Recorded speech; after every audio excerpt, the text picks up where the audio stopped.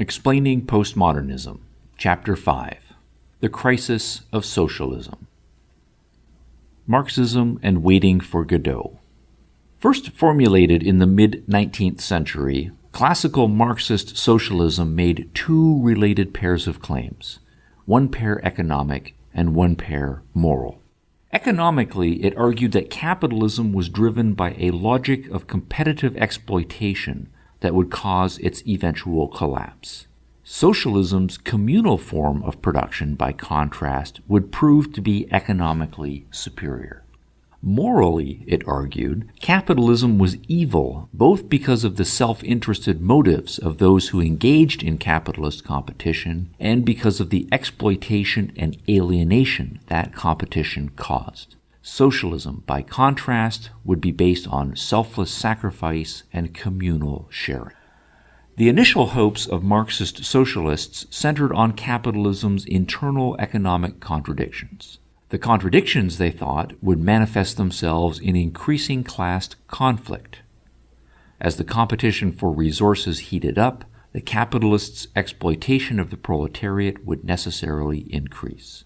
As the exploitation increased, the proletariat would come to realize its alienation and oppression. At some point, the exploited proletariat would decide that it was not going to take it anymore, and revolution would ensue. So the strategy of the Marxist intellectuals was to wait and mount a lookout for signs that capitalism's contradictions were leading logically and inexorably to revolution. They waited a long time.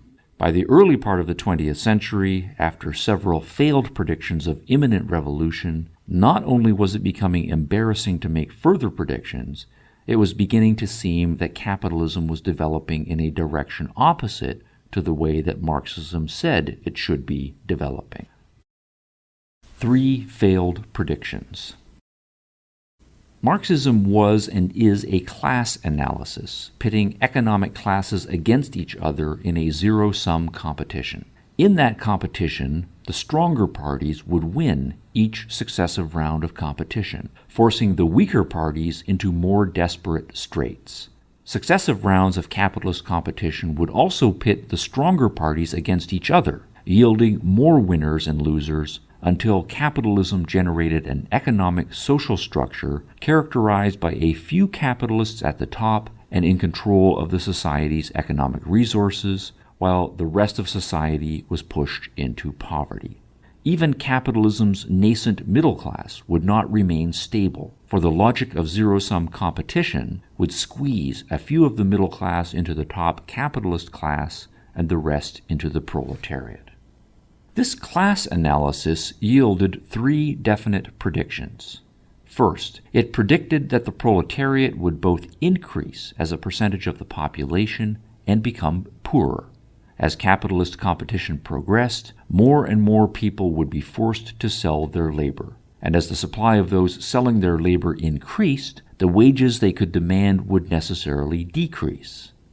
Second, it predicted that the middle class would decrease to a very small percentage of the population. Zero-sum competition means there are winners and losers, and while a few would consistently be winners and thus become rich capitalists, most would lose at some point and be forced into the proletariat.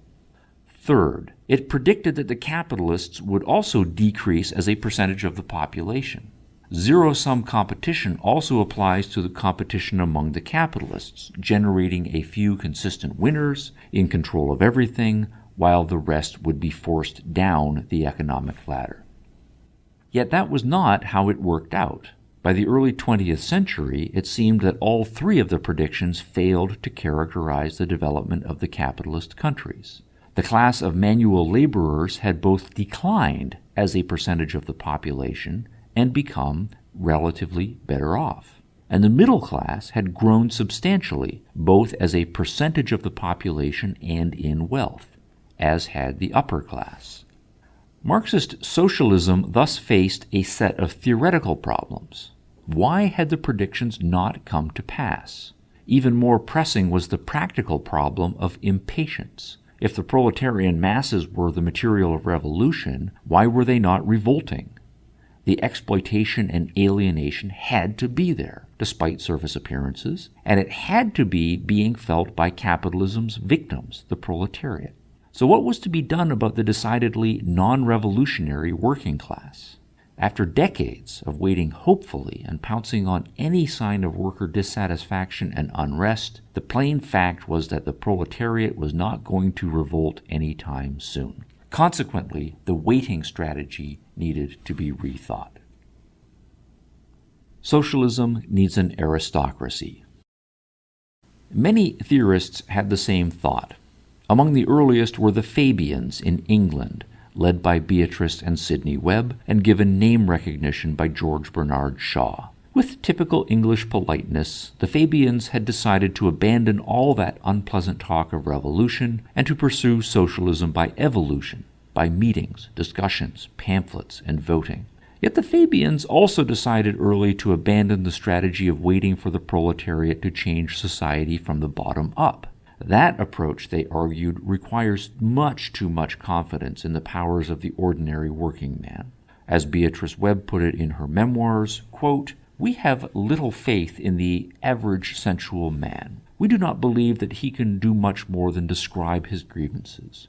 We do not think he can prescribe the remedies." Unquote. For both the prescribed remedies and the initiation of measures to enact them, strong leadership by an elite was essential. In Russia, before the revolution of 1917, Lenin had also modified Marxist theory in the same direction in order to make it applicable to the Russian context. Russians certainly had a lot of grievances, but those suffering most were not doing much about them, seeming to accept stolidly that such was their fated lot in life. And it was hard to blame capitalism for their grievances, given that Russia was still a stronghold of feudalism. Lenin did have an explanation for why the proletariat in the capitalist nations of the West were not revolting under their yoke of oppression and alienation. The Western capitalists had cleverly exported that misery to the poorer, undeveloped nations. But that was not going to help matters in Russia. According to classical Marxism, waiting for socialism to come to Russia meant waiting for capitalism to come to Russia, for capitalism then to develop an industrial proletariat, for the proletariat then to achieve a collective class consciousness, and then revolt against the oppressor.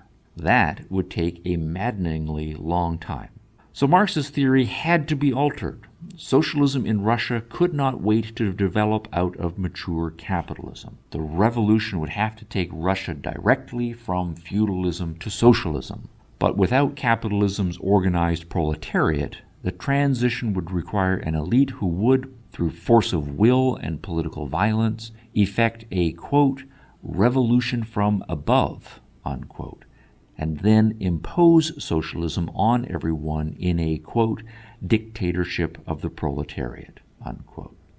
In China, similar conclusions were reached by Mao Zedong in the 1920s. Mao had been inspired by the results of the Bolshevik Revolution of 1917.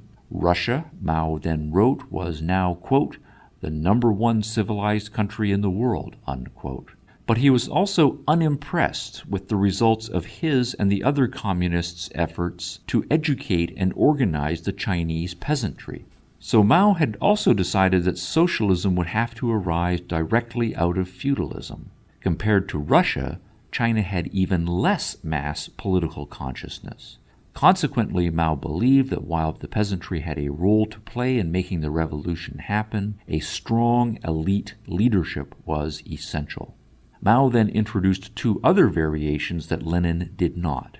The classical Marxist vision of socialism included a developed industrial and technological economy, one that would come about and be maintained by the forces of dialectical logic. Mao de-emphasized technology and rationality. Chinese socialism would be more agrarian and low-tech, and it would be brought about less by logic and reason than by sheer unpredictable will and assertion. Returning to the European context of the 1920s, the need for strong leadership was confirmed to most radicals by the impotence of the German Social Democrats. then the leading socialist party in the world and in control of Germany's government for most of the decade, the Social Democrats proved incapable of accomplishing anything.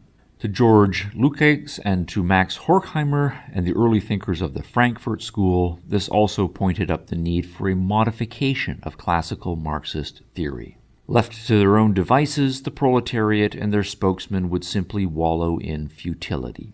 Not only was the Social Democratic leadership too wishy-washy and compromising, its voting constituencies among the working classes were themselves clueless about their real needs and their real but masked state of oppression.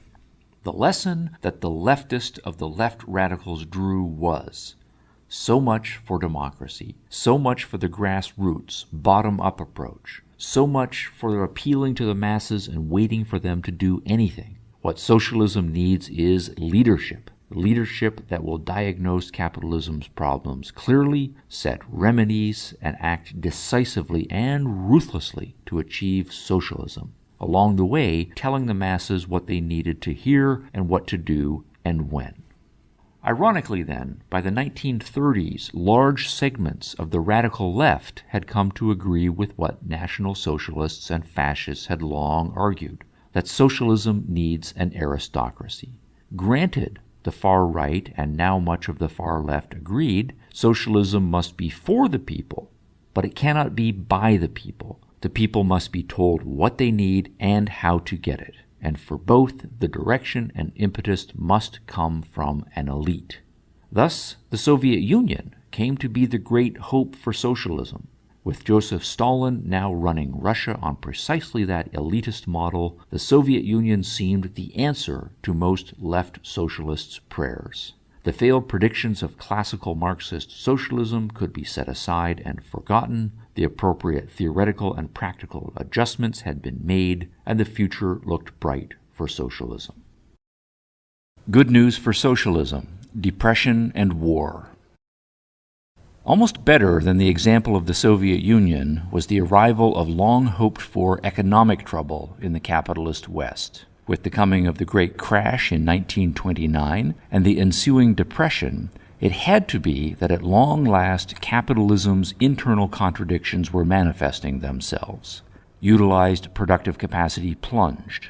Unemployment skyrocketed. Tension among the classes increased dramatically. And as the months stretched into years, no recovery was in sight.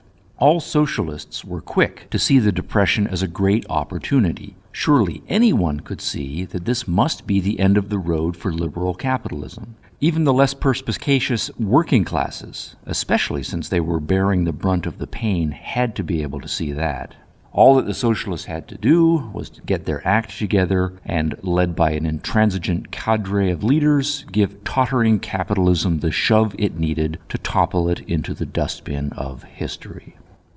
It did not work out that way for the left socialists. In both Germany and Italy, the National Socialists proved better at using the Depression to their advantage, somehow continuing to delude the proletariat about their real needs and stealing votes from the left socialists. As the world headed into war in the late 1930s, even the onset of hostilities brought hope to the left. The war effort on the part of the liberal capitalist nations had to be their last desperate hope to salvage something. There's also the strong possibility that if the war lasted, the liberals and National Socialists would kill each other off, or at the very least seriously weaken each other, leaving the field open for left socialism, under the leadership of the Soviet Union, to sweep the world. Again, it did not work out that way. The war wrought enormous destruction on both sides, but the pickings were slim for the left socialists. Physically and psychologically, Germany was devastated at the end of the war. Ideologically, the collectivist right was defeated, demoralized, and appropriately demonized. But in the West, in spite of their losses and war weariness, the liberal capitalist nations were physically mobilized and psychologically jubilant. The capitalist nations made the transition from war to peace relatively smoothly, and they saw their victory as not only a physical but a moral triumph for liberalism, democracy, and capitalism. From the perspective of the left, then, the defeat of the collectivist right was a mixed blessing. A hated enemy was gone, but the left was alone in the field against a victorious and vigorous liberal capitalist West. Bad news. Liberal capitalism rebounds. By the 1950s, the liberal nations had, damnably, recovered from the Depression and the war and were, even worse, flourishing under capitalism. That was extremely disappointing to the left, but it was not necessarily hopeless. Lenin's theory of imperialism had explained that the effects of capitalist exploitation would not be found in the powerful and rich nations, since those nations simply exported those costs to the poorer and weaker developing nations. So perhaps hope for revolution could be found in the developing capitalist nations. But over time, that hope fizzled. The exported oppression was not to be found in those nations either. Nations that adopted capitalism in varying degrees were not suffering from their trade with the richer nations. Instead, the trade was mutually beneficial, and from humble beginnings, those nations that adopted capitalist measures rose first to comfort and then to wealth. Just as a teenager typically starts working at low-tech, labor-intensive, low-paying jobs, and then acquires skills and so is promoted to positions that are higher-tech, information-intensive, and higher-paying, the developing capitalist nations followed the same pattern. And in the most developed nations, overall wealth was rising and poverty was decreasing yet further. What were once luxuries were becoming standard fare, and the working classes were enjoying stable employment, their television sets, the latest fashions, and their vacations across the country in their new cars. In the 1950s, accordingly, the radical left turned its attention and hopes even more strongly to the Soviet Union, looking for it to outstrip the capitalist West in being both an exemplar of moral idealism and a paragon of economic production. Those hopes were soon to be dashed cruelly. While the economic data were mixed and the propaganda was heavy, the Soviet Union was experiencing chronic difficulties in providing basic consumer items and feeding its people. Some productive successes had been achieved by directing vast amounts of resources to the military and heavy industries. Yet in providing for its people's basic needs, the Soviet Union was not only not progressing, in many areas its production had declined to levels below those of the pre-1917, pre-communist revolution era. In the 1950s, contemporary data from both Soviet and American sources painted much the same picture. Data were sparse and subject to blinkered interpretations, but by the mid-1950s, a decade after the end of the war, the bloom was off the red rose of hope for even the most ardent of the Soviet fellow travelers. The rose was crushed in 1956. Worse news: Khrushchevs' Revelations and Hungary. Socialists have generally been willing to grant that possibly, just possibly, capitalist economic production would outstrip socialist production. But no socialist has ever been willing to grant that capitalism can hold a candle to socialism morally. Socialism is driven more than anything else by an ethic of altruism, by a conviction that morality is about selflessness, being willing to put others' needs before one's own, and, when necessary, being willing to sacrifice oneself for others, especially those others who are weaker and needier. Thus, to a socialist, any socialist nation has to be morally superior to any capitalist nation. Socialist leaders are by definition concerned primarily about the needs of their citizens and are sensitively responsive to their expressions of concern, their grievances, and, where there are troubles, to their plights. The year 1956 dealt two blows to that faith. The second blow came late in the year, in October, with the bloody suppression of a revolt in the Soviet satellite state of Hungary. Strong dissatisfaction with chronic economic troubles and with being under the thumb of Moscow led to demonstrations and outbreaks of physical resistance to authority by Hungarian workers, students, and others. The Soviet response was swift and brutal. The tanks and the troops were sent in, demonstrators and their organizers were killed and executed, and the revolt was suppressed. The lesson to the Hungarians was administered before a worldwide audience. Dissent is not allowed. Shut up, put up with it, and obey. The first blow, however, delivered in February of 1956, was the one that had the most devastating impact on the future of left socialism. In a secret speech to the 20th Congress of the Communist Party of the Soviet Union, Nikita Khrushchev made a sensational revelation of the crimes of Stalin's era. In the name of the future of socialism, Stalin had had millions of his own citizens tortured, subjected to inhuman deprivations, executed, or sent to die in Siberian labor camps. What had been dismissed as capitalist propaganda was now revealed as true by the leader of the socialist world. The flagship socialist nation was guilty of horrors on an unimaginable scale. Khrushchev's shocking revelations caused a moral crisis among the socialist left. Could it be true? Or hopefully could it be that Khrushchev was exaggerating or lying to score political points? Or, more sinisterly, had the leader of the socialist world become a stooge for the CIA, that sneaky agent of capitalist imperialism? But if Khrushchev's revelations were even partially true, then how could such horrors have happened under socialism?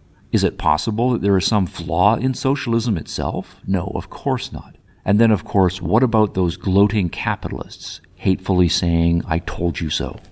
Schisms developed immediately within far-left circles over the proper response to the revelations. Was the Soviet Union not the socialist ideal? Or was Khrushchev a betrayer of the cause? Some extreme true believers took the position that Khrushchev was a traitor, and that in any case anything that Stalin had done was no reflection upon socialism. That line became harder to maintain as time went on and more revelations about life in the Soviet Union came forth, confirming in gritty detail what Khrushchev had said. Alexander Solzhenitsyn's The Gulag Archipelago, first published in the West in 1973, was the most widely read and condemnatory. Solzhenitsyn's book drew upon extensive research and Solzhenitsyn's own first-hand experience of 8 years' imprisonment in the labor camps for the crime of having written in 1945 a letter critical of Stalin's regime. As it became impossible to believe in the morality of the Soviet Union, a shrinking contingent of true believers shifted their devotions, first to communist China under Mao. But then came revelations of even worse horrors in China in the 1960s, including 30 million deaths between 1959 and 1961. Then Cuba was the great hope, and then Vietnam, then Cambodia, then Albania for a while in the late 1970s, and then Nicaragua in the 1980s. But the data and the disappointments piled up, all dealing a solid and devastating blow to socialism's ability to claim a moral sanction. One such set of summary data is reproduced below in the form of a table comparing liberal democratic, authoritarian, and totalitarian governments in terms of one measure of morality, the number of their own citizens those governments have killed. Deaths from democide compared to deaths from international war, 1900 to 1987. Killed by own government. Democratic nations, 2 million people. Authoritarian nations, 29 million people. Totalitarian nations, 138 million people. Communist governments account for 110 million of the deaths in the totalitarian category. Killed by international war. Democratic nations, 4.4 million. Authoritarian nations, 15.3 million. Totalitarian nations, 14.4 million. Included in the totalitarian killed by own government cell are the 10 to 12 million human beings killed by the German National Socialists in the period 1933 to 1945. Subtracting that number from 138 million, along with subtracting a few million killed by miscellaneous totalitarian regimes, means that over 110 million human beings were killed by the governments of nations inspired by left, primarily Marxist socialism. The true believers aside, few far-left socialists waited until after the 1950s to see what further damning data would come forth. In France, for example, most French intellectuals had joined the Communist Party in the 1950s, including Michel Foucault, or had become at least very strong sympathizers, as did Jacques Derrida. Foucault became dissatisfied with the self-stultification that party membership required. Quote, being obliged to stand behind a fact that was totally beyond credibility, was part of that exercise of the dissolution of the self, of the quest for a way to be other, unquote.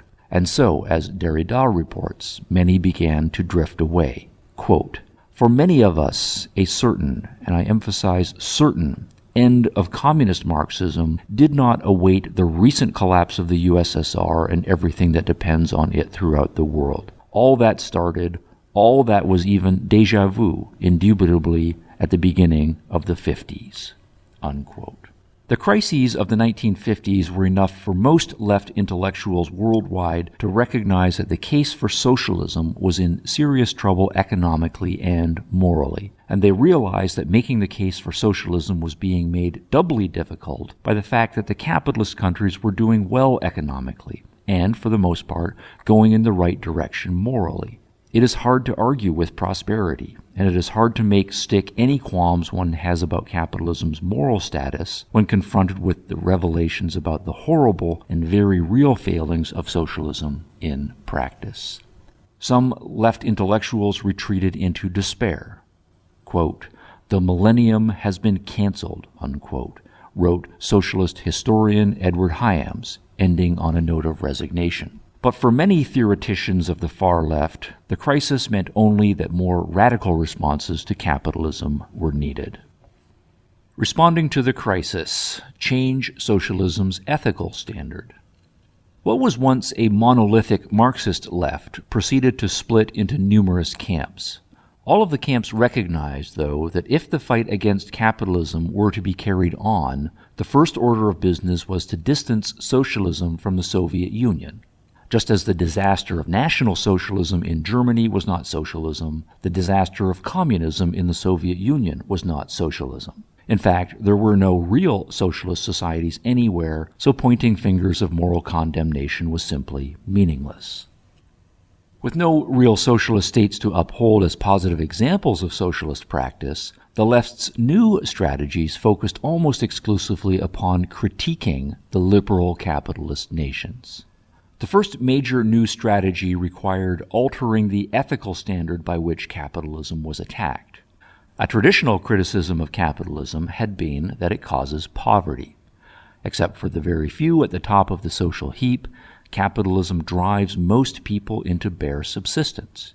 Capitalism was therefore immoral, for the basic moral test of a social system is its ability to provide for its people's basic economic needs. The ethical standard used in criticizing capitalism was, accordingly, Marx's slogan in Critique of the Gotha program. Quote, "From each according to his ability, to each according to his need," unquote. Satisfying need was thus the fundamental criterion of morality. Yet come the 1950s, it was hard to argue that capitalism fails to satisfy its people's needs. In fact, a big part of the problem seemed to be that capitalism had satisfied its people's needs so well that the people had become fat and complacent and not at all revolutionary. So a moral standard that made satisfying needs primary was now useless in a critique of capitalism. From need to equality. A new ethical standard was therefore necessary. With great fanfare, then, much of the left changed its official ethical standard from need to equality. No longer was the primary criticism of capitalism to be that it failed to satisfy people's needs. The primary criticism was to be that its people did not get an equal share. The German Social Democrats took the lead in developing the new strategy. As the party most directly descended from Marx himself, and still the leading socialist party in the Western world, the Social Democrats made major changes to their basic program at a special party congress at Bad Godesberg in November of 1959. The most significant of the changes emphasized equality. The Godesberg program recast the party from being a party of the defenseless and impoverished worker to being a party of the people at large. Since the workers seemed to be doing well enough under capitalism, the focus had to shift to different capitalist pathologies, the many inequalities across various social dimensions. One dimension singled out for special attention was the unequal sizes of business enterprises. Some businesses are much bigger than others, giving them an unfair advantage over their smaller competitors. So equalizing the competitive playing field became the new goal. No longer would the Social Democrats condemn all private businesses as rapacious and call for their outright socialization. Rather, they would push for cutting bigger businesses down to size and for strengthening small and middle-sized businesses. In other words, achieving equality had supplanted satisfying basic needs as the revised standard by which to evaluate capitalism. A variation on this strategy was implicit in a new definition of poverty that the left began to offer in the early 1960s. The poverty that capitalism causes is not absolute, but relative. Popularized in the United States by Michael Harrington and others, the new argument abandoned the claim that capitalism would generate a physically malnourished and therefore revolutionary proletariat. Capitalism did not cause such absolute poverty. Rather, the proletariat would become revolutionary because while their basic physical needs were being met, they saw that some others in society had relatively much more than they did. Feeling excluded and without real opportunities to achieve the good life the rich were enjoying, the proletariat would experience psychological oppression and thus be driven to desperate measures. Another variation on this strategy emerged as the formerly monolithic Marxist socialist movement splintered in response to the crisis of socialism. Abandoning the traditional economic class analysis's implication that effort should be focused upon achieving a universal class consciousness, left thinkers and activists focused on narrower subdivisions of the human species, concentrating their efforts on the special issues of women and of racial and ethnic minorities. Broadly Marxist themes of conflict and oppression carried over into the new splinter groups analyses, but again the dominant theme was equality. As with the economic proletariat, it was hard to deny that women and racial and ethnic minority groups had made significant gains in the liberal capitalist nations. So again, the criticism of capitalism could not be that it drove those groups to outright poverty or slavery or some other form of oppression. Instead, the criticism focused on the lack of equality between the groups. Not, for example, that women were being forced into poverty, but rather that as a group they had been held back from achieving economic equality with men. Common to all of these variations was a new emphasis on the principle of equality and a de-emphasis on the principle of need. In effect, in changing the ethical standard from need to equality, all of these new varieties of left socialism had resolved to quote Marx less and to quote Rousseau more. From wealth is good to wealth is bad. A second strategic change in left strategy involved a more audacious change of ethical standards. Traditionally, Marxist socialism had supposed that providing adequately for human needs was a basic test of a social system's morality. The achievement of wealth, accordingly, was a good thing, since wealth brought with it better nutrition, housing, health care, and leisure time. And so capitalism was held to be evil because Marxists believed that it denied most of its population the ability to enjoy the fruits of wealth. But as it became clear that capitalism is very good at producing the wealth and delivering the fruits, and that socialism is very bad at it, two new variations on left thought turned this argument on its head and began to condemn capitalism precisely for being so good at producing wealth. One variation of this argument appeared in the increasingly popular writings of Herbert Marcuse. Soon to be the leading philosopher of the New Left, Marcuse was best known for bringing the views of the Frankfurt School to prominence in the English-speaking world, especially in North America. Trained in philosophy in Germany, Marcuse had been an assistant to Heidegger from 1928 to 1933, and in his metaphysics and epistemology, Marcuse was mining the same Hegelian vein that Heidegger was. Politically, though, Marcuse was deeply engaged with Marxism and concerned with adapting Marxism to the unforeseen resilience of capitalism in resisting revolution. Following Marx, Marcuse believed that the historical purpose of the proletariat was to be a revolutionary class. Its task was to overthrow capitalism. But that presupposed that capitalism would drive the proletariat into economic misery, which capitalism had failed to do. Instead, capitalism had produced great amounts of wealth, and, here is the innovation, capitalism had used that wealth to oppress the proletariat. By making the members of the proletariat wealthy enough to become comfortable, capitalism had created a captive class. The proletariat had become locked into the capitalist system, dependent upon its goodies and enslaved by the goal of climbing the economic ladder and to, quote, the aggressive performances of earning a living, unquote. Not only was this a veiled form of oppression, Ooza argued, the proletariat had become distracted from its historical task by the comforts and gadgets of capitalism. Capitalism's producing so much wealth, therefore, is bad. It is in direct defiance of the moral imperative of historical progress towards socialism. It would be much better if the proletariat were in economic misery under capitalism, for then they would realize their oppression and then be psychologically primed to perform their historical mission. The second variation was seen in the left turn that rising concern with environmental issues took.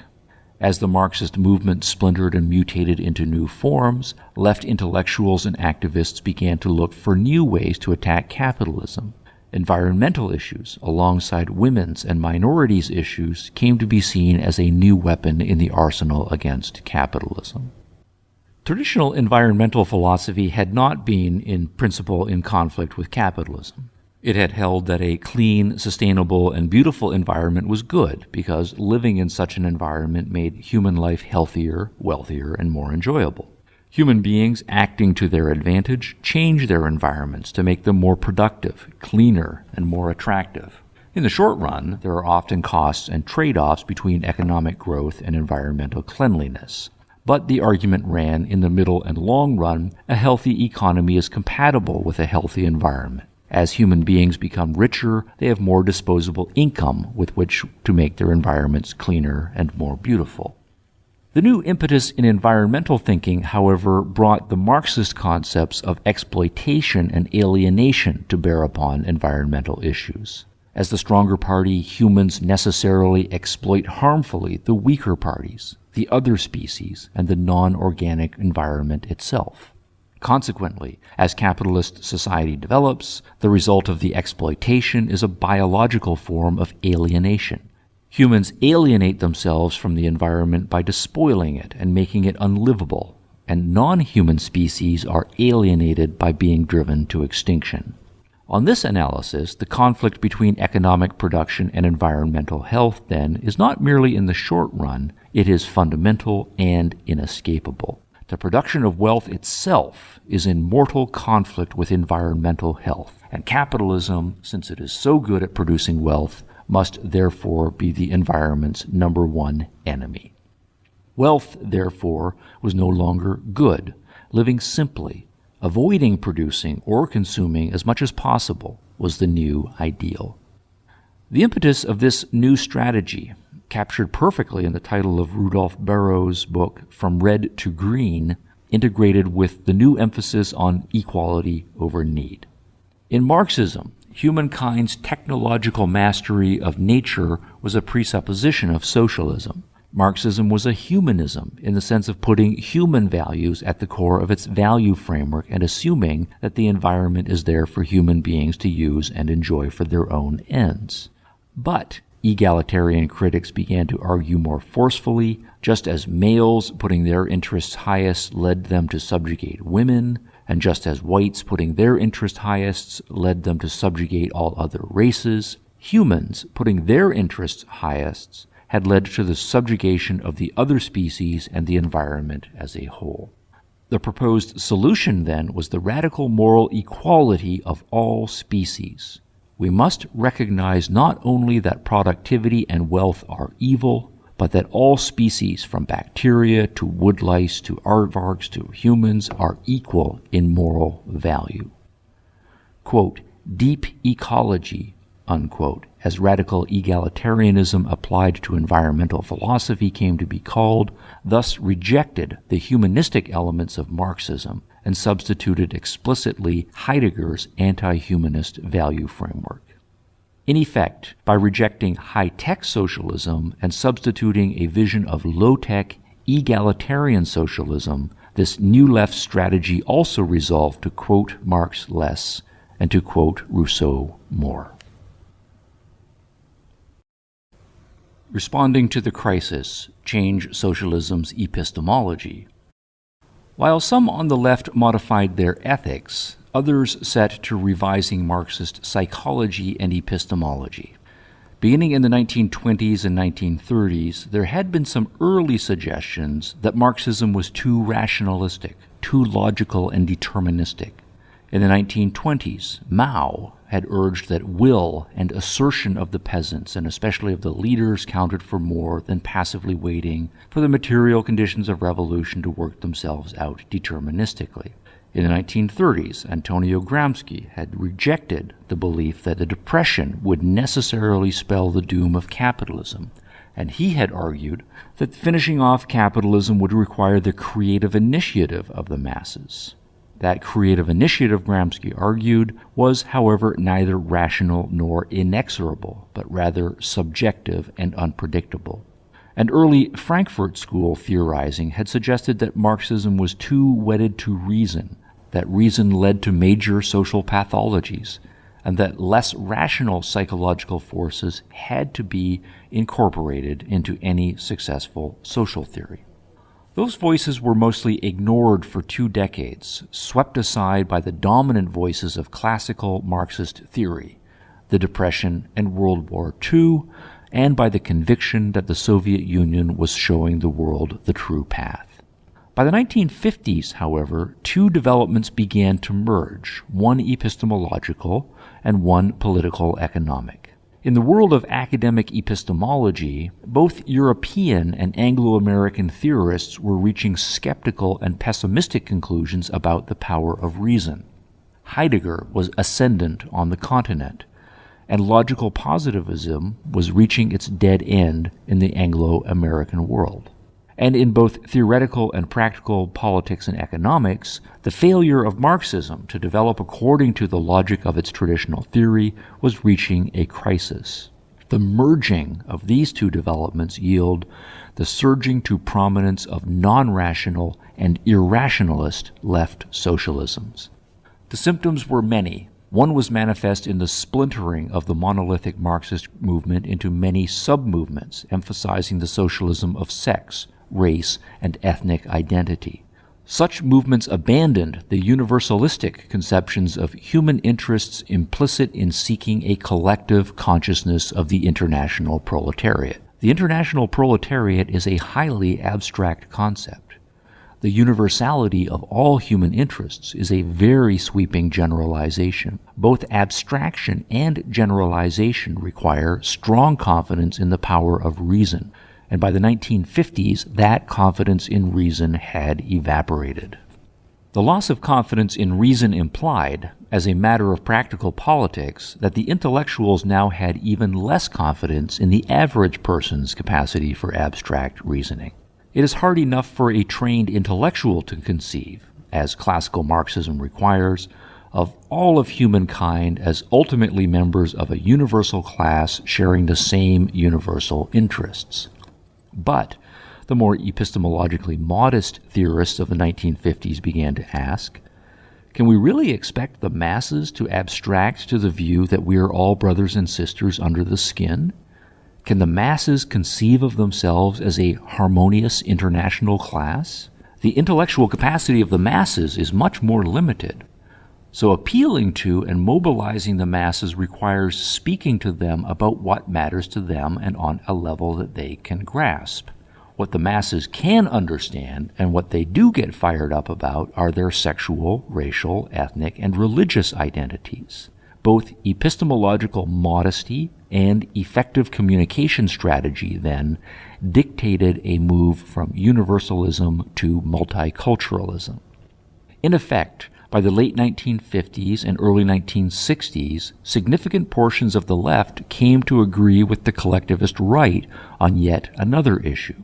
Forget internationalism, universalism, and cosmopolitanism. focus on smaller groups formed on the basis of ethnic, racial, or other identities. Another symptom of the rejection of reason was the wild rise in popularity of Mao and China among the younger radicals. Not as committed to the Soviet Union as the older generation of leftists was, many in the younger generation turned enthusiastically to Chinese communism in practice and Maoist Marxism in theory. Mao's Little Red Book was read widely on college campuses and increasingly studied by revolutionaries in training. From it, they absorbed Mao's lessons of making revolution through sheer political and ideological will, of not waiting for material conditions to develop of themselves, of being pragmatic and opportunistic and willing to use ambiguous rhetoric and even cruelty, and above all, of being constantly and militantly activist even to the point of wildness and irrationality. Make the revolution somehow and anyhow. In effect, this strain of left thought came to agree with what the collectivist right had also long argued, that human beings are not fundamentally rational, that in politics it is the irrational passions that must be appealed to and utilized. The lessons of Maoism integrated with the lessons of the preeminent philosopher of the New Left, Herbert Marcuse. Marcuse and the Frankfurt School, Marx plus Freud, or oppression plus repression. Marcuse had long labored in the trenches of academic philosophy and social theory before coming to fame in America in the 1960s. He studied philosophy at Freiburg under Husserl and Heidegger, later becoming an assistant to both. His first major publication was an attempt to synthesize Heideggerian phenomenology with Marxism. His powerful allegiance to Marxism, combined with his Heideggerian distrust of Marxism's rationalistic elements, led Marcuse to join forces with the nascent Frankfurt School of social thought. The Frankfurt School was a loose association of mostly German intellectuals centered at the Institute for Social Research, led from 1930 on by Max Horkheimer. Horkheimer had also been trained in philosophy, having completed his doctoral dissertation on the philosophy of Kant in 1923. From that work, Horkheimer moved directly to concerns with social psychology and practical politics. In the late 1920s, while Marcuse was working on his theoretical integration of Marx and Heidegger, Horkheimer was reaching some pessimistic conclusions about the possibility of practical political change. Setting before himself the question of why the German proletariat were not revolting, Horkheimer offered a breakdown of the politically relevant units, arguing that each was incapable of achieving anything significantly. Naturally enough, Horkheimer began his analysis with the working classes, dividing them into the employed and the unemployed. The employed, he noted, are not too badly off and seem content enough. It is the unemployed who are in the worst shape. Their situation is also getting worse, for as the mechanization of production increases, unemployment also increases. But the unemployed are also the least educated class and the least organized, and that has made it impossible to raise their class consciousness. A clear sign of this is that they waver between voting for the communists, who are blindly following Moscow, and the National Socialists, who are, well, a bunch of Nazis. The only other socialist party is the Social Democrats, but they are much too pragmatic and reformist to be effective. So, Horkheimer concluded, the situation is hopeless for socialism. The employed are too comfortable. The unemployed are too scatterbrained. The Social Democrats are too wishy-washy. The communists are too obediently following authority. And the National Socialists are undiscussable. As a way out of the morass, the Frankfurt School's members began to explore the idea of adding a more sophisticated social psychology to Marxism's economic and historical logic. Traditional Marxism had emphasized the inexorable laws of economic development and de-emphasized the contribution of human actors. Given that those Marxist laws seemed rather more exorable in their non-development, the Frankfurt School suggested that history is as much made by human actors, and especially by how those human actors understand themselves psychologically and their existential situation. Incorporating a better social psychology into Marxism would hopefully explain why the revolution had not happened and suggest what would be necessary to make it happen. For sophisticated social psychology, the Frankfurt School turned to Sigmund Freud. Applying his own psychoanalytical theories to social philosophy, Freud's Civilization and Its Discontents, 1930, argued that civilization is an unstable, surface phenomenon based upon the repression of instinctual energies. Biopsychologically, human agents are a bundle of aggressive and conflicted instincts, those instincts constantly pressing for immediate satisfaction.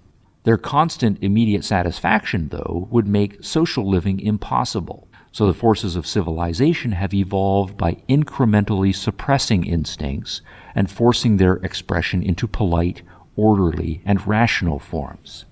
Civilization is thus an artificial construct overlaying a seething mass of irrational energies in the id. The battle between the id and civilization is ongoing and occasionally brutal. To the extent that the id wins, society tends toward conflict and chaos. And to the extent that society wins, the id is forced into repression. Repression, however, merely forces the id's energies underground psychologically, where those energies are unconsciously displaced and often forced into irrational channels. That displaced energy, Freud explained, must discharge itself eventually, and often it does so by bursting out neurotically, in the form of hysterias, obsessions, and phobias. The task of the psychoanalyst, then, is to trace the neurosis back through its irrational unconscious channels to its origin. Patients, however, often interfere with this process. They resist the exposure of unconscious and irrational elements in their psyches, and they cling to the conscious forms of civilized and rational behavior that they have learned. So the psychoanalyst must find a way to bypass those surface blocking behaviors and to strip away the conscious veneer of civility to probe the seething id below. Here, Freud suggested, the use of non-rational psychological mechanisms becomes essential. Dreams, hypnosis, free association, slips of the tongue. Such manifestations of irrationality are often clues to the underlying reality, for they slip past the patient's conscious defense mechanisms. The well-trained psychoanalyst, accordingly, is the one who is able to spot the truth in the irrational. To the Frankfurt School, Freud offered a psychology admirably suited to diagnosing the pathologies of capitalism. Capitalism, we know from Marx, is definitely based on exploitative competition. But modern capitalist society is taking a technocratic form, directing its conflictual energies toward creating machines and corporate bureaucracies.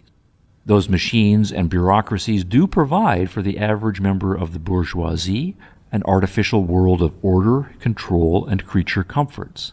But at a very high cost, capitalism's people are increasingly distant from nature, decreasingly spontaneous and creative, increasingly unaware that they are being controlled by the machines and the bureaucracies, both physically and psychologically, and increasingly unaware that the apparently comfortable world they live in is a mask for an underlying realm of brutal conflict and competition. The Frankfurt School portrait of capitalism, Marcuse explained, is what we find realized most extremely in the most advanced capitalist nation, the United States. Consider Joe Sixpack. Joe works as a low-level technician for a television manufacturing company, part of a huge telecommunications conglomerate. Whether he has a job tomorrow depends on Wall Street speculators and the decisions of a corporate headquarters in another state. But Joe does not realize that. He simply goes to work each morning with a slight sense of distaste, pulls the levers and pushes the buttons as he is told to do by the machine and the boss, mass-producing televisions until it is time to go home. On the way home, he picks up a six-pack of beer, another mass-market product of capitalist commodification, and after supper with the family, he plops down in front of the television, feeling the narcotic effect of the beer kicking in, while the sitcoms and commercials tell him that life is great and who could ask for anything more. Tomorrow is another day. Joe Sixpack is a product. he is a constructed part of an oppressive and dysfunctional competitive system, but one that is overlain with the veneer of peace and comfort. He is unaware of the gap between the appearance of comfort and the reality of oppression, unaware that he is a cog in an artificial technological system, unaware because the fruits of capitalism that he produces and thinks he is enjoying are consuming and sapping his vital instincts and making him physically and psychologically inert. Thus, Marcuse had an explanation for the new generation of revolutionaries in training for why capitalism in the 1950s and early 1960s seemed to be peaceful, tolerant, and progressive when, as every good socialist knew, it could not really be, and for why the workers were so disappointingly unrevolutionary. Capitalism does not merely oppress the masses existentially, it also represses them psychologically. It gets worse, for to the extent that Joe can even think about his situation, he hears his world described in terms of freedom, democracy, progress, words that have only a faint glimmer of meaning to him, and that have been crafted and fed to him by capitalism's apologists to keep him from thinking too deeply about his real existence. Joe is a, quote, one-dimensional man, unquote, trapped in a, quote, totalitarian universe of technological rationality, unquote, oblivious to the second and real dimension of human existence wherein true freedom, democracy, and progress lie. Capitalism's having achieved this cynical state of development in which its oppression is masked by pious hypocrisies about liberty and progress is made even more cynical by its being able to neutralize and even co-opt all dissent and criticism. Having created a monolithic technocracy, the machines and the bureaucracies and the mass man and the self-serving ideology, capitalism can pretend to be open to criticism by allowing some radical intellectuals to dissent in the name of, quote, tolerance, open-mindedness, and free speech. A few lonely voices will be permitted to raise objections and challenges to the capitalist behemoth. But everyone knows full well that nothing will come of the criticisms. Worse still, the appearance of having been open and tolerant will serve only to reinforce capitalism's control. Capitalist tolerance, then, is not real tolerance. It is, quote, repressive tolerance, unquote. So, was Horkheimer's early pessimism right? Was the lesson 30 years later still the same? That the prospect for socialism is totally hopeless? If capitalism's control extends even to co-opting the dissent of its strongest critics, what weapons are left to the revolutionary? If there is a chance for socialism, then more extreme tactics will be necessary. Freudian psychology again gives us the key. As with the repression of the id's energies by the forces of civilization, capitalism's suppression of the original human energies cannot be totally successful.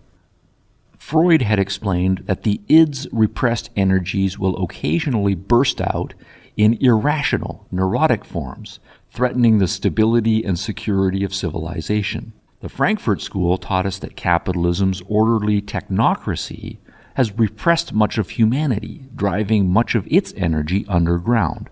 But that repressed energy is still there, and potentially it can burst out. Thus, Marcuse concluded, capitalism's repression of human nature may be socialism's salvation. Capitalism's rational technocracy suppresses human nature to the point that it bursts out in irrationalisms, in violence, criminality, racism, and all of society's other pathologies. But by encouraging those irrationalisms, the new revolutionaries can destroy the system. So the first task of the revolutionary is to seek out those individuals and energies on the margins of society, the outcast, the disorderly, and the forbidden, anyone and anything that capitalism's power structure has not yet succeeded in commodifying and dominating totally. All such marginalized and outcast elements will be, quote, irrational, immoral, and even criminal, unquote, especially by capitalist definition, but that is precisely what the revolutionary needs. Any such outcast element could, quote, break through the false consciousness and provide the Archimedean point for a larger emancipation, unquote. Marcuse looked especially to the marginalized and outcast left intellectual leadership, especially those trained in critical theory. Given the pervasiveness of capitalism's domination, the revolutionary vanguard can come only from those outcast intellectuals, especially among the younger students, those who are able to, quote, link liberation with the dissolution of ordinary and orderly perception, unquote, and who thereby can see through the appearance of peace to the reality of oppression, who have retained enough of their humanity not to have been turned into Joe's six-pack, and, above all, who have the will and the energy to do anything it takes, even to the point of being, quote, militantly intolerant and disobedient, unquote, to shock the capitalist power structure into revealing its true nature, thus toppling and smashing the system to pieces, leaving the way open for a renewal of humanity through socialism. Marcuse's reign as the preeminent philosopher of the New Left signaled a strong turn towards irrationality and violence among younger leftists. Quote, Marx, Marcuse, and Mao, unquote, became the new trinity and the slogan to rally under, as was proclaimed on a banner of students involved in closing the University of Rome, quote, Marx is the prophet, Marcuse is his interpreter, and Mao is the sword, unquote. Many in the new generation listened attentively and sharpened their swords. The rise and fall of left terrorism. By the late 1950s and early 1960s, 5 crucial elements coalesced and turned elements of the far left into a movement committed to revolutionary violence. Epistemologically, the prevailing academic and intellectual climate was either anti-reason, ineffectual in defending reason, or saw reason as irrelevant to practical matters. Nietzsche, Heidegger, and Kuhn spoke the new language of thought. Reason is out, the intellectuals were teaching, and what matters above all is will, authentic passion, and non-rational commitment. Practically, after a century of waiting for the revolution, impatience had peaked.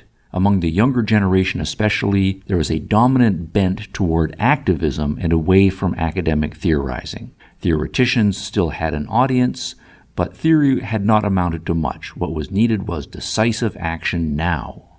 Morally, there was the extreme disappointment at the failure of the classical socialist ideal. The great ideal of Marxism had failed to materialize. The purity of Marxist theory had been subjected to necessary but defiling revisions.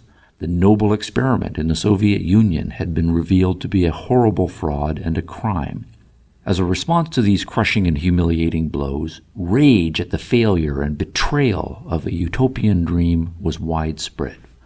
Psychologically, in addition to the rage of disappointment, there was the supreme insult of seeing the hated enemy flourishing. Capitalism was enjoying itself, prospering, and even smirking at socialism's discomforts and disorientation. In the face of such insults, there was the desire to do nothing more than to smash the enemy, to see it hurt, bleeding, destroyed. Politically, there was the justification of irrational violence in the theories of the Frankfurt School as applied by Marcuse. The righteous revolutionary knows that the masses are oppressed, but held captive by the veil of capitalist false consciousness. The revolutionary knows that it will take individuals with special insight, special individuals immune to the corruptions of capitalism, special individuals able to gaze right through its veil of repressive tolerance, absolutely rejecting compromise, and willing to do anything to rip away the veil and expose the seething horrors below. The rise of left terrorism in the 1960s was one consequence. Chart: Left terrorist groups founding dates. Weatherman, USA, 1960. United Red Army, Japan, 1960s. Black Panthers, USA, 1960s. SWAPO, Southwest Africa, 1960s. ALN, Brazil, 1960s. Tupamaros, Uruguay, 1962, active after 1968. FLQ, Canada, 1963. PLO, Middle East, 1964. Montoneros, Argentina, 1960s. ERP, Argentina, 1960s. Red Brigade, Italy, 1968. PFLP, Middle East, 1968. DPFLP, Middle East, 1968. Red Army Faction, or Baader Meinhof, Germany, 1970. Black September, Middle East, 1970. SLA, USA, early 1970s. The founding dates of some of these terrorist groups are obscure. All, however, were explicitly Marxist socialist, and none had existed prior to 1960. Some of the groups also had strong nationalistic overtones.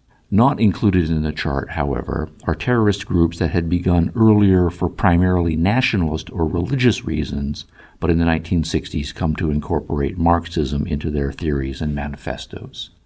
In addition to the 5 factors listed above, several particular events served as triggers in causing the upsurge in violence. Among the far left, the death of Che Guevara in 1967 and the failure of the 1968 student demonstrations in most Western nations, and especially of the student revolts in France, contributed to the anger and disappointment. Several of the terrorist manifestos published after 1968 make explicit mention of those events, as well as reflecting the broader themes of irrational will, exploitation, commodification, rage, and the need simply to do something.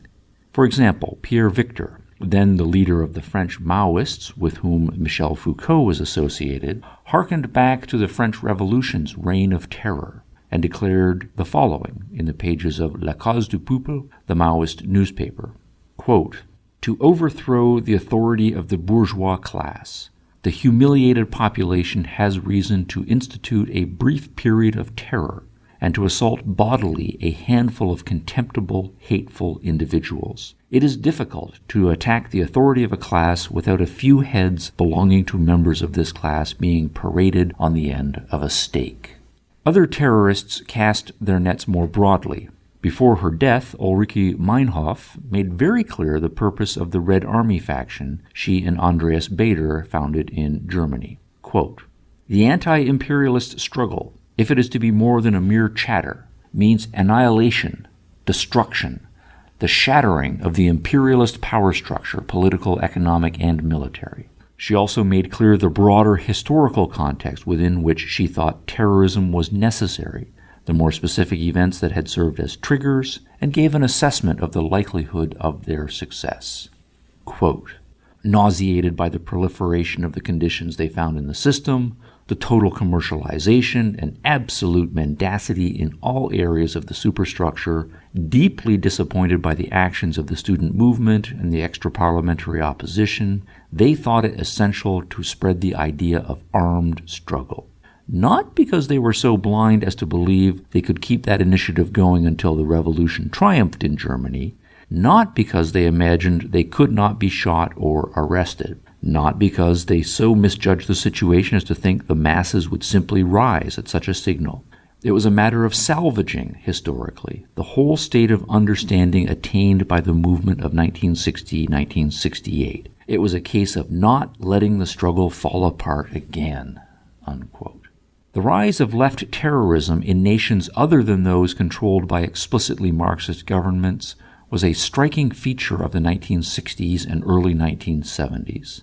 Combined with the broader turn of the left to non-rationalism, irrationalism, and physical activism, the terrorist movement made that era the most confrontational and bloody in the history of left socialist movements of those nations.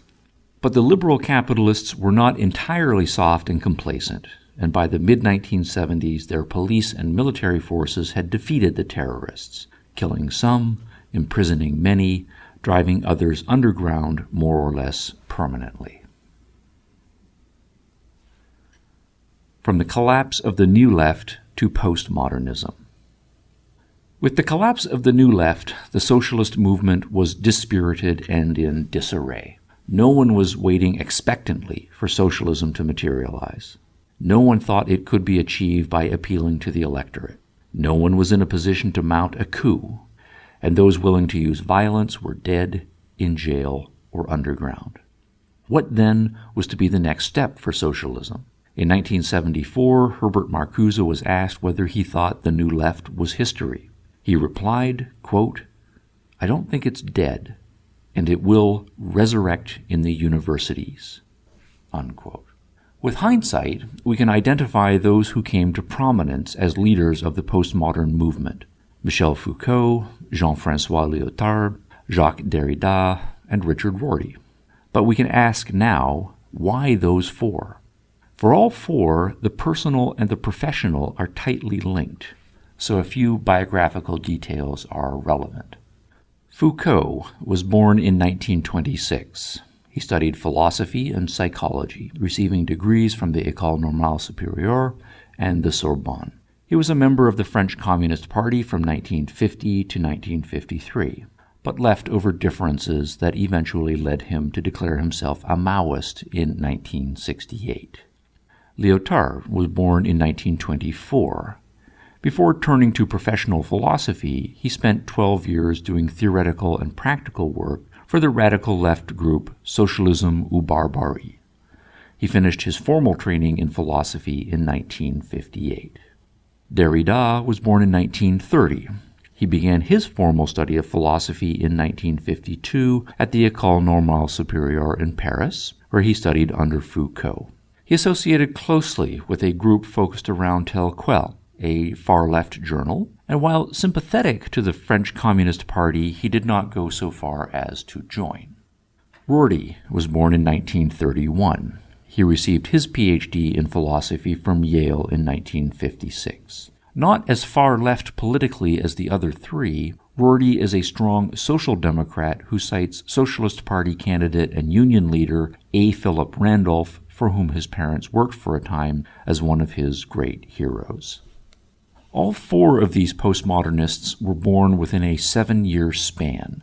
All were well-trained in philosophy at the best schools.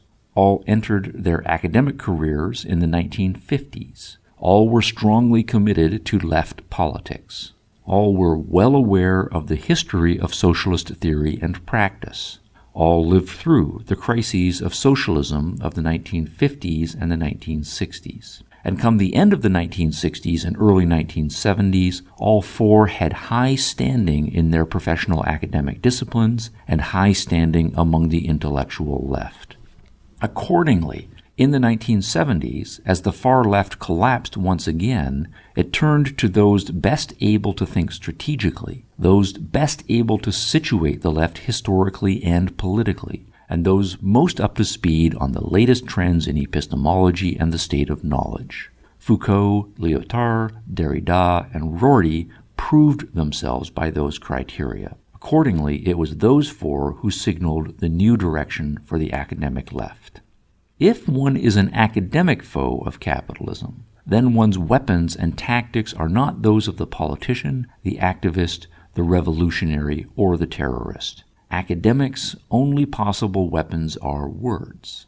And if one's epistemology tells one that words are not about truth or reality or in any way cognitive, then in the battle against capitalism, words can only be a rhetorical weapon. The next question then is how postmodern epistemology comes to be integrated with postmodern politics. End of Chapter 5. For a summary chart of the argument of Chapter 5, The Evolution of Socialist Strategies, see www.stephenhicks.org and search for The Evolution of Socialist Strategies.